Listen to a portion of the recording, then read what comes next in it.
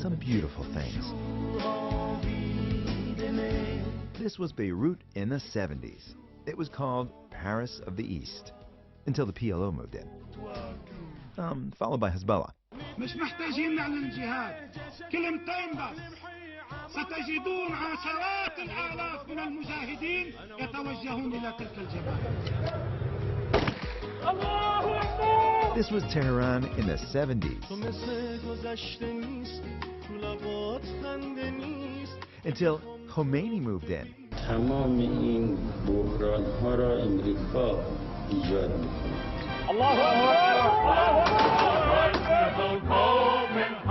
This was Copenhagen in the 90s. Until it decided to open its doors to Muslim extremists. Danish media is already reporting that Christians and Jews are fleeing some neighborhoods because of violence from Muslims. And this was Gaza under Israeli rule.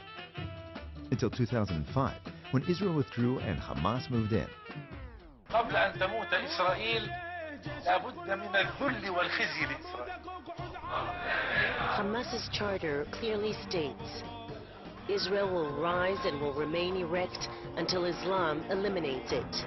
The so-called peaceful solutions are all contrary to the beliefs of the Islamic resistance movement. There is no solution to the Palestinian problem except by jihad. It could have been just like Tel Aviv, with a beautiful beach, tens of thousands of tourist dollars, beautiful architecture, and peaceful living. But people in Gaza wanted it different. They voted for Hamas, an extremist, violent organization under the umbrella of the Muslim Brotherhood. All anyone needs to know about the Middle East conflict is that the Jews want peace and the Arabs don't. There are 1.8 billion Muslims in the world. The majority of the 75 to 85% of them are silent. They're afraid to speak up. They're scared to rock the boat. And they let the minority of 15 to 25% give them a bad name and ruin their lives. You're looking at 180 million to 300 million people dedicated to the destruction of Western civilization. That is as big as the United States. Hamas, like Hezbollah, are expert at driving the media agenda. They are adept at staging and distorting incidents. The truth is that many missions that could have taken out Hamas military capability were aborted to prevent civilian casualties. They realized they are not doing so well on the battlefield, so they adopted propaganda as their weapon. And they had good teachers. Remember these guys?